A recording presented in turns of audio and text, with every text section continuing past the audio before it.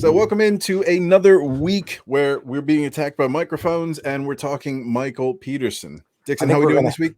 I'm good, and I think we're gonna have a much better time of it this week because we fired Carl, the producer, and yeah, now no we one have. knows about Carl, the producer. So raise your hand if you record an episode. If you recorded an episode and did not air it, that would be me. And the running joke on Carl, the producer, is going to be only known to us, Dixon. I know. Because I realized that when I was halfway through the sentence. But so now we have no producer, because if we did, he'd tell me not to eat while I'm talking. Well, I think you got to be you, Dixon. And if anybody in the comments wants to absolutely eviscerate Dixon for talking with his mouth full, I think you should do that. That being said, we are going to be talking Michael Petersen today. I'm going to put some timestamps in the in the description, so you can jump around us talking about Dixon's eating habits and Carl, the producer, to actually get to the content. Really yeah. But we did start recording Michael Petersen, and I think both of us, when we got done, weren't very inspired by it. And I think a big part of how we do some of these cases, the ones where we talked about Tommy Ziegler, where it's a new case for a lot of people in the sense that they're coming into maybe a case they haven't heard of and want to hear the details. Michael Petersen, the Staircase documentary on Netflix, and now the mini series that's been released is absolutely massive. And I think we kind of got tired of listening to ourselves regurgitate something we've heard about 1 million times. So we're going to be taking a different approach to this. And this week we are going to be looking at the top 5 reasons Michael Petersen is innocent. And then next week, which we're recording at the same time, so we don't wear the same clothes all the time, we're going to be recording the top 5 reasons Michael Petersen is guilty. So innocent this week and then guilty next week. So in the comments, if you do want to give your opinion on how stupid we are or how amazing and intelligent and insightful we are, please do. Or if you have any comments that you want to add, we will be in the market of referencing comments from the previous week, so you will get a little bit of airtime in our view if you do want to pop that on there. So let's start here. So let's talk about Michael Petersen and why he could be innocent. And Dixon, I've got a list of 5 things, and we'll go through those 5 things. If we want to do a bit of a bonus round, we can. But what I'm going to do is I'm going to give you reasons why I think he could be innocent, and I'm going to give you my reason for choosing this.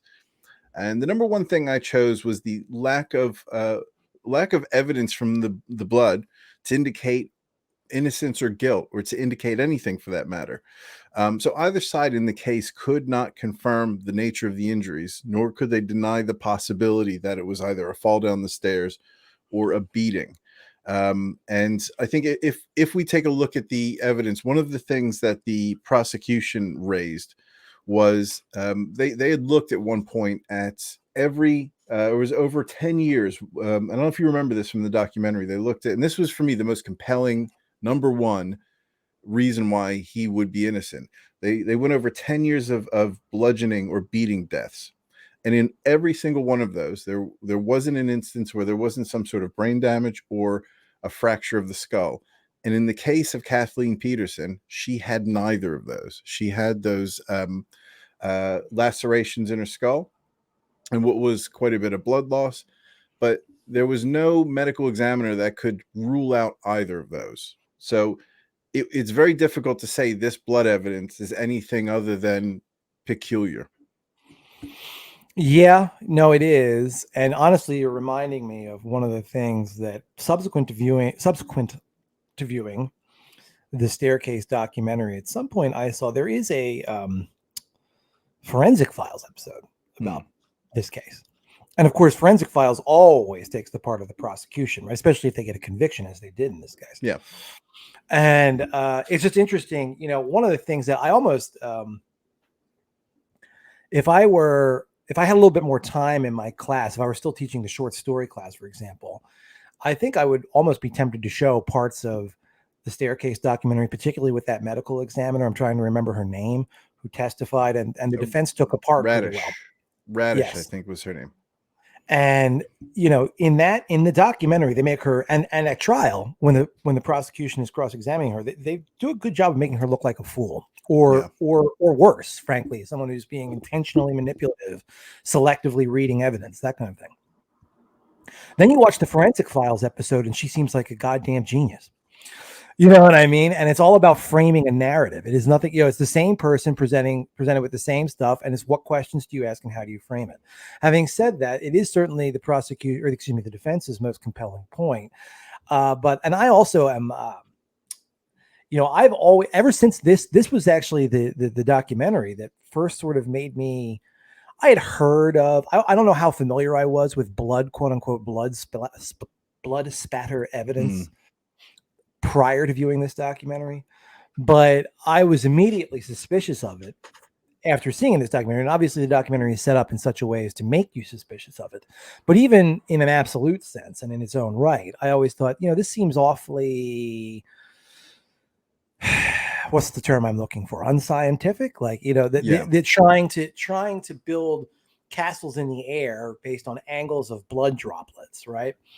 And I have subsequently done research on that, and indeed, it's a science that sort of took off. And I use the word science loosely. It's a science that took off without a lot of the kind of rigorous testing and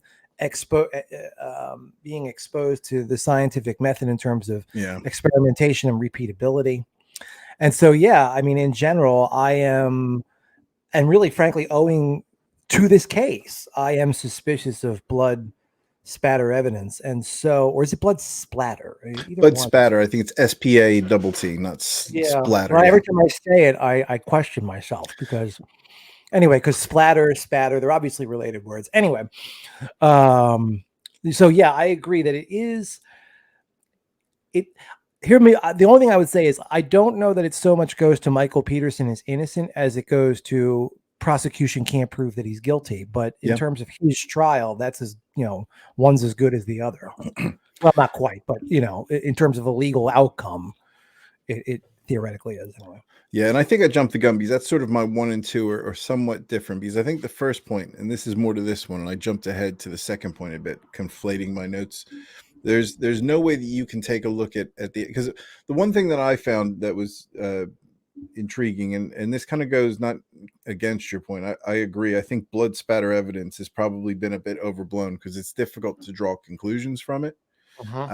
But if you look at how let's say a head injury bleeds, and if you were to hit somebody over the head repeatedly, one of the things that the forensic expert for the defense was saying was that there would be a heck of a lot more blood spatter that would be higher up from cast off from something that was causing bleeding or causing the breaking of skin. And that wasn't apparent. There was no conclusions they could get from that blood evidence, and there was no way they could determine whether both forensic experts, and we'll get to Dwayne Deaver, who was the one expert who is no longer doing his job, but both experts couldn't discount the opposition's theory, and pretty much that was a no deal. That doesn't do anything for us as far as coming to conclusions. Right.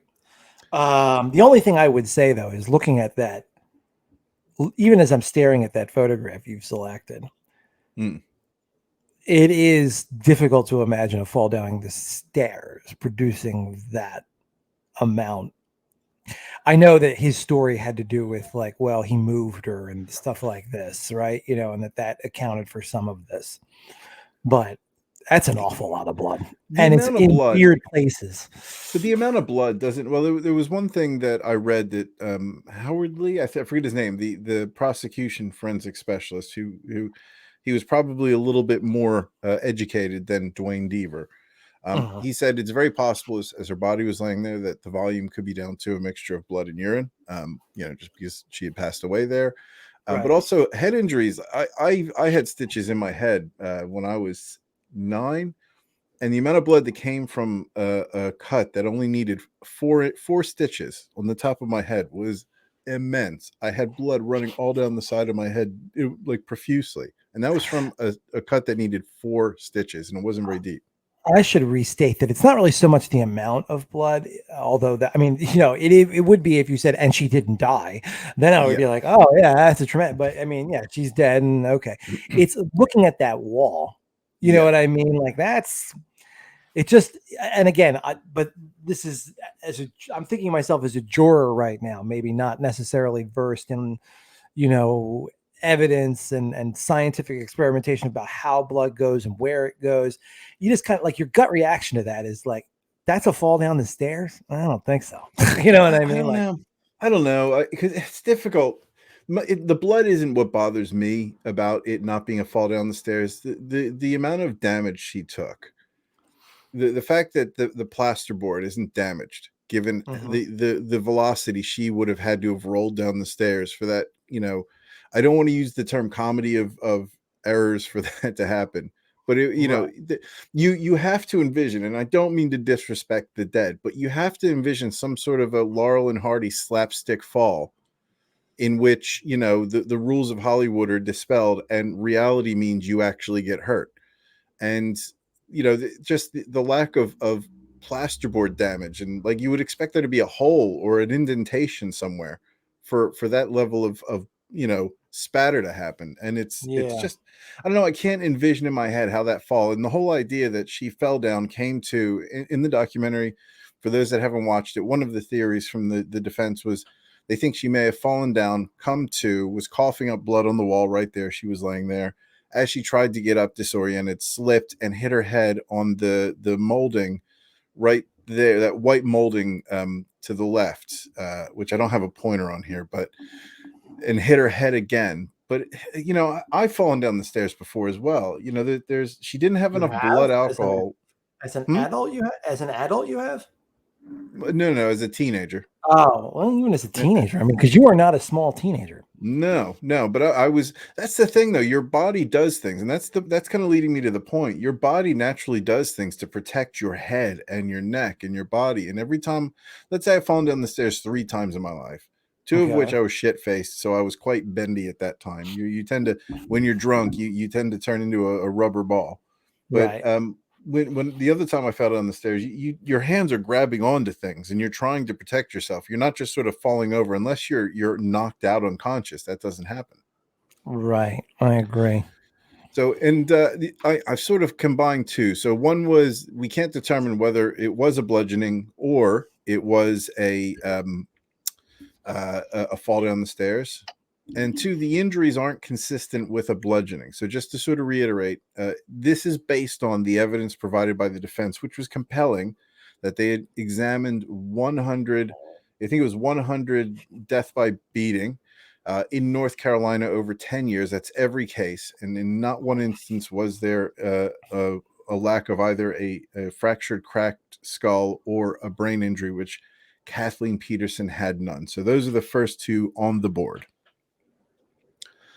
So number 3 is doctor, not doctor. I was going to say, I always call people doctor to make them sound distinguished, but this Why don't you do gentleman, that with me, Sean? well, because you do you have a doctorate, by No, the way? Okay, so that's why no, you I'm don't. ABD.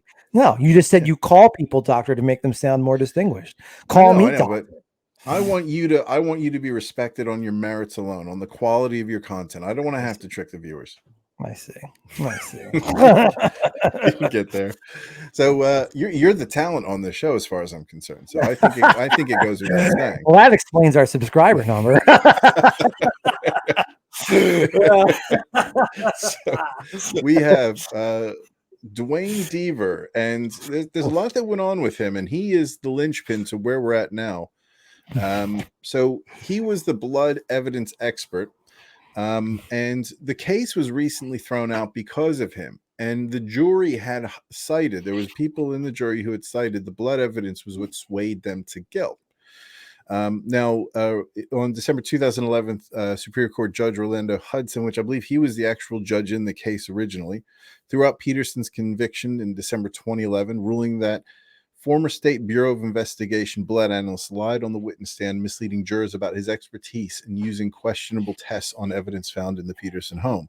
So if you've watched the staircase, there was a point when he is having his appeal, and they were interviewing somebody who was a unquestionable expert, and they were going back and forth between his testimony, where he was saying something that was an industry standard wasn't an industry standard, which he should know. His education and experience, Deaver overstated his experience and background, the judge found. For example, Deaver testified that he had been involved in 500 cases dealing with bloodstains. The actual number was 54, according to the judge. So his work in court cases was a bit of a dick measuring contest for all intents and purposes. It was only 54. So neutrality testimony showed that Deaver shaped his testimony in his work to favor prosecutors, and he exhibited a pattern of bias in favor of the state against criminal defendants that was repeated over the course of 20 years. And this was a theme that was running through the DA's office throughout this period. There was quite a few people that were exonerated after being in jail for 10, 15, 20 years because of their creative submission of evidence. And this was apparent in the, and I don't know if you remember this. So one of the things that who was it? The findings from his removal. I'm having trouble putting words together. I will probably have to edit that out. But they found his scientific work was shoddy. And when you watch the documentary, there was video in one of the court cases on the documentary in which he was trying to recreate the conditions to create the blood spatter. And from a scientific method perspective, it looked like he was trying to manufacture the results using his preferred methodology. And I'm not a scientist, but it was quite obvious to me that that didn't follow a proper scientific method.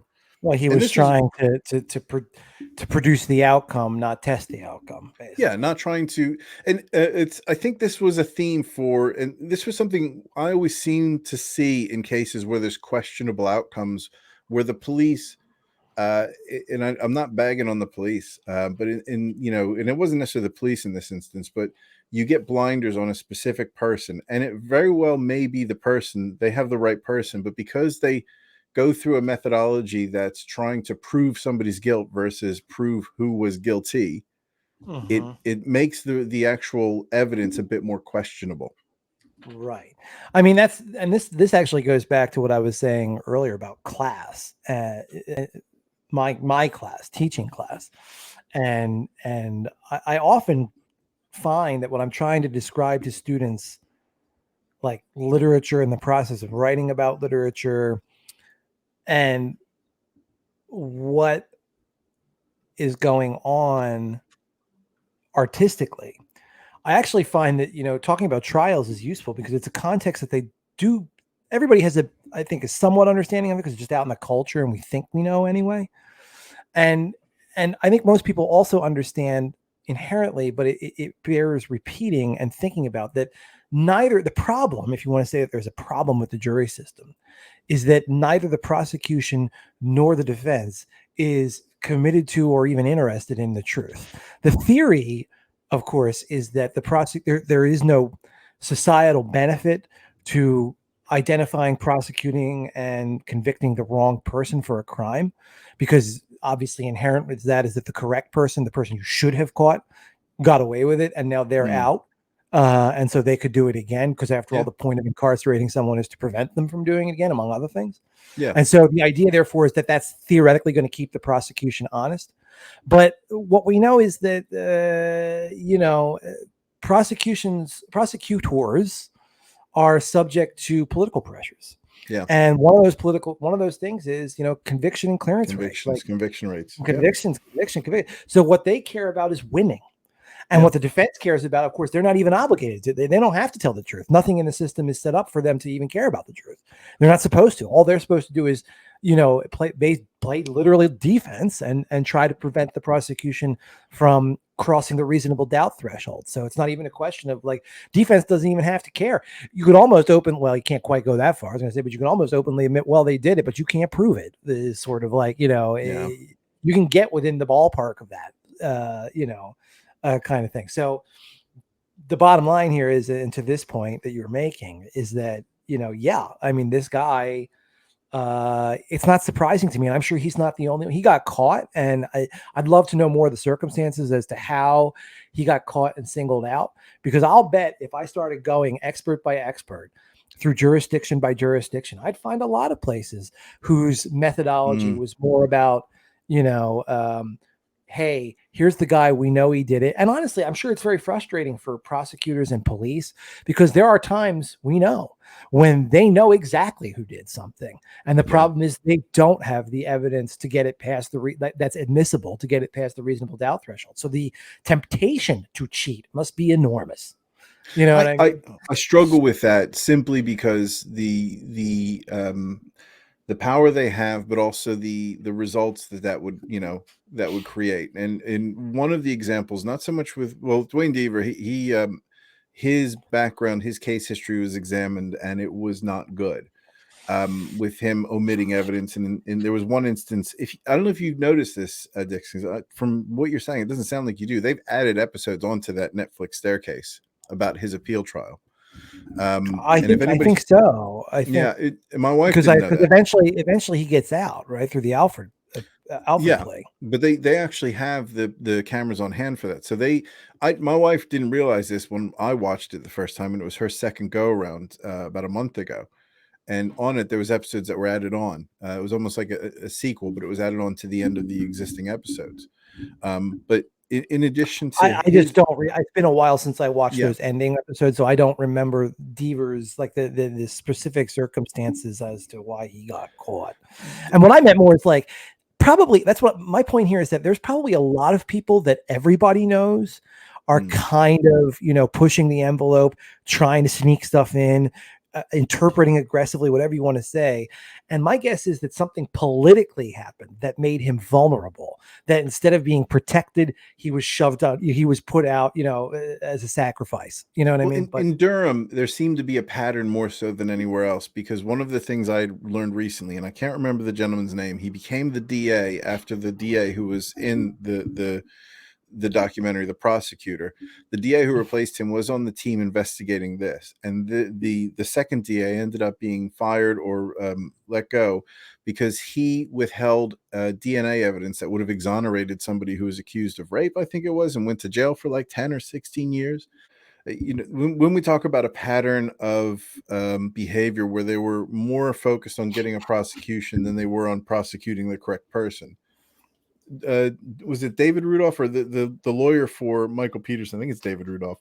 He had raised concerns in the documentary that they were actually taking the body when they exhumed the body, and they put a lot of money and time into delivering that body to a specific medical examiner, their medical examiner familiar with the case.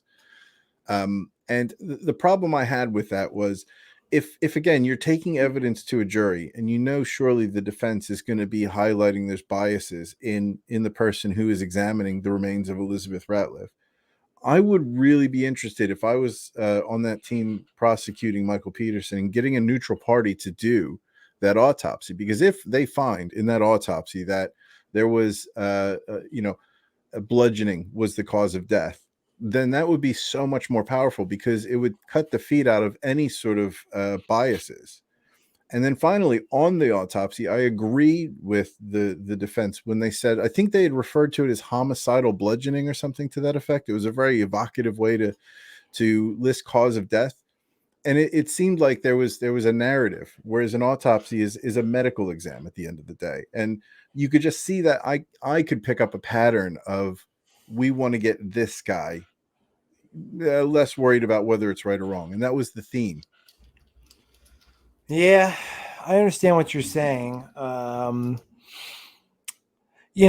also think, when you're a prosecution, you're faced with an interesting challenge. That's what I'm sitting here thinking is, you're talking about these things, because I'm reminded that, among other things, speaking of defense, speaking of experts and whatnot, the defense brought in Henry Lee as their, Yeah. forensic expert.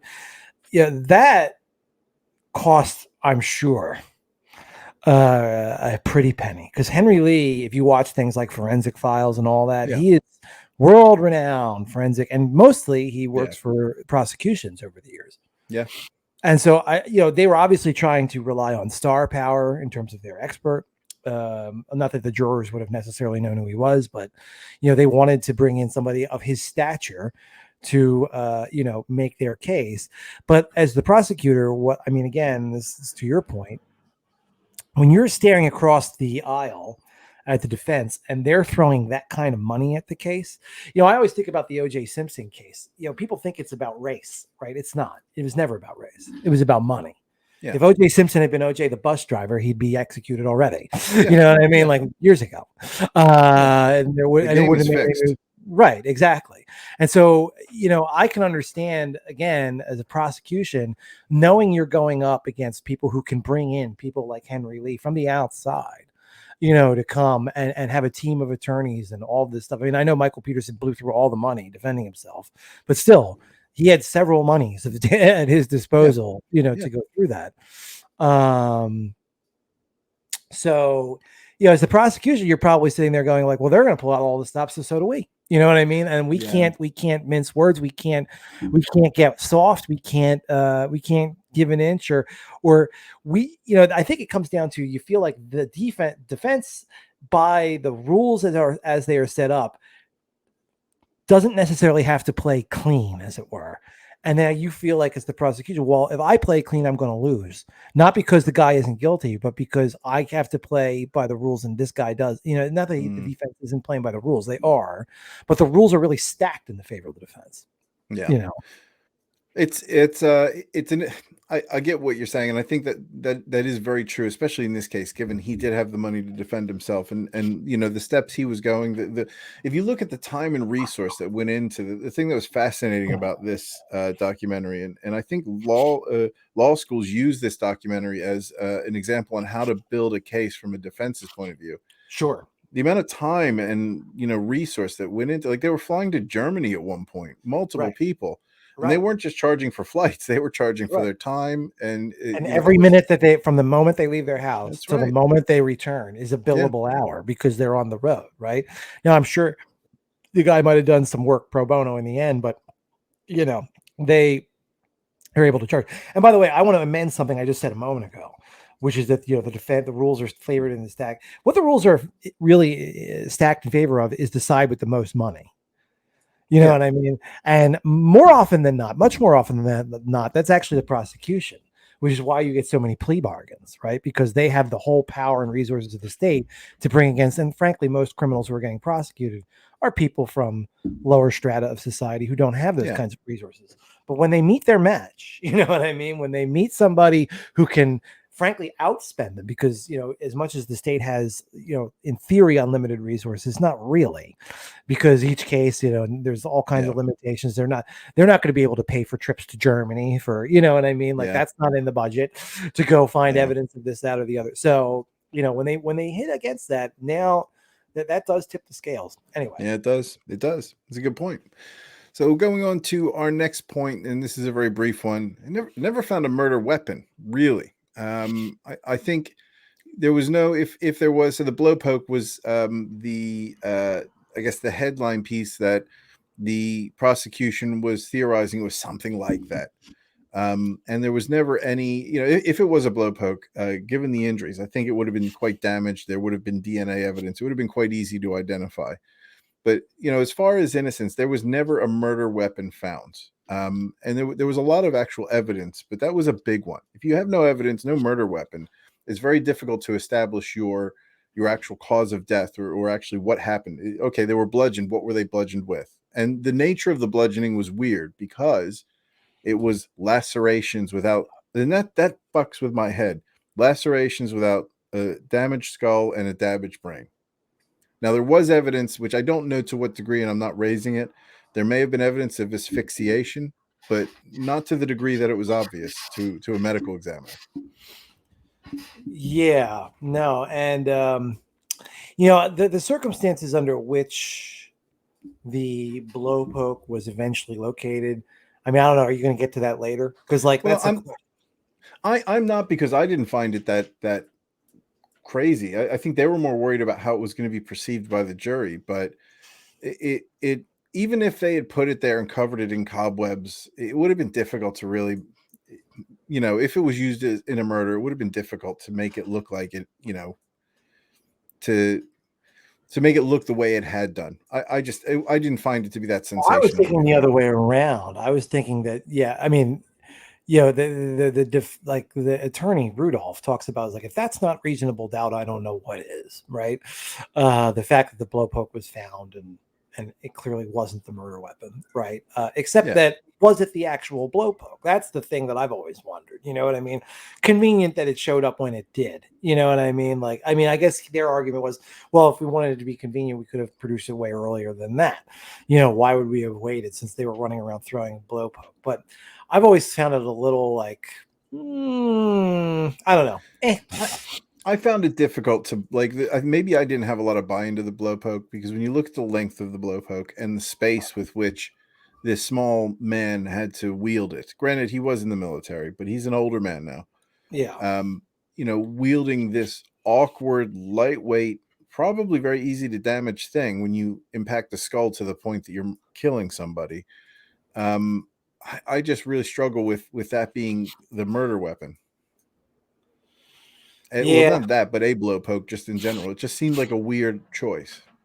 Yeah. And the not having a murder weapon, is somewhat problematic. But of course, it then goes to, which I'm sure you will talk about later, the state of the blood Mm. at when people showed up, because, Yeah, we will. and the amount of time that elapsed.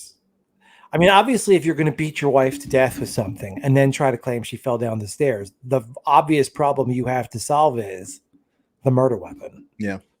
And you can easily say, based on the blood evidence, that he took the time to do that in such a way that, it was never found. But it's just the whole nature of it. So you're saying that? So your idea prosecution is she was bludgeoned? Yeah, that's what happened. How did it happen? He was hit with something. What? I don't know. Can't really find it. Yeah. Something Yeah. light, but not too light. I don't know. Just seems weird, and it's something that I just didn't have a lot of buy into. And I just thought the whole blowpoke thing was a bit overblown. Pardon the pun. Wow, that was terrible. So moving on. Now, this one I came across. This is a bit of it's not going to seem the way it seems. So this is a bit of a surprise one. You may have heard it. I'm going to use this one a bit tongue in cheek. It's a murderous owl. Have you heard this? I have, yes. So the reason I'm bringing this up is not because I believe it's an owl, but there's actually more evidence found to indicate an owl than any sort of a weapon. So, and somebody can correct me in the comments on this, but from what I understand, there was an owl feather found. I think more than one. I think it was 2 or 3. Microscopic, which I didn't think there was such a thing as a microscopic owl feather. There is. There's so many owls in Durham, North Carolina, that it's just raining microscopic owl feathers. But I don't necessarily believe that's the case, but you can make a plausible case out of something this ridiculous, then your case confirming that it was a bludgeoning by Michael Petersen doesn't hold a lot of water. But that's my whole point with the owl. Well, I don't find the owl theory to be, precisely because they were quote unquote microscopic. I don't find the owl theory to be compelling at all. So therefore, you know what I mean? I don't know that I quite agree with this premise, but do you know the because I read about this. Do you know the birthplace of this theory? Wasn't it an attorney? His neighbor was an attorney. And so the idea was that the attack would have happened outside as she's coming in because there was a blood smear on the door and there was small blood droplets outside. Yeah, but the injuries were outside with her, according to that's one of my problems. If she was attacking the shit out of me. So this isn't uncommon for a barred owl to attack somebody. But I think Petersen would have heard. The injuries, what I will say is, I think the whole owl thing comes about because the injuries do look like talons. I mean, it's when you talk about bludgeoning, I don't think the injuries depicted indicate that necessarily. But if you say it was a bird attack and nothing else, yeah, that's what I would expect those injuries to look like on the drawing. Yeah, maybe. So those are any other bonus wild card ones that we're missing here? Any other indicators of innocence outside of the only one I can think of is everybody who knew the couple had no idea there was any issues, and there was actually people who were friends who testified that she was actually okay with his bisexuality, which implied that she knew about it. I mean, I think Not that's really the whole kit and caboodle right there. And the I problem think is so it can't too. be proved either way. But I mean, like, yeah, if you could resurrect her from the dead and she shrugged her shoulders and said, yeah, I know, then, you know what I mean? Like, Of course. um, So yeah, for anybody watching this now, next week we're going to be playing the reasons we think, let me try, it's not we think, top 5 reasons Michael Petersen is guilty. Please tune in and like and subscribe, comment, just let us know what you think, and we will see you next week. And then I think at this stage we need a Wayne's World. I need to maybe edit that in if we're going to put these together. well, I mean, absolutely. I was going to say, folks, see you next week. And, I just want everyone to understand that I have a very precise laundry schedule, and this is my Saturday shirt. this is this is So, this is my recording. This is my recording hat now. no, no, no, no, no. It's my Saturday shirt and my Saturday Your hat. Saturday If we shirt. were, yeah, exactly. So anybody in the comments, if we're recording on Sunday and you're Uh-huh. seeing us on a live stream and he's wearing that Phillies hat, you better Yep. not go to a Phillies game on a Sunday. No, and this is also my Saturday level of stubble at Mm, 2:45 in the afternoon. Like, yeah, this is what I have. I don't have I don't have a visible beard growth. It's always this. It's always trimmed to Mhm. this. So moving on, let's take a look at guilt. So this is the next step.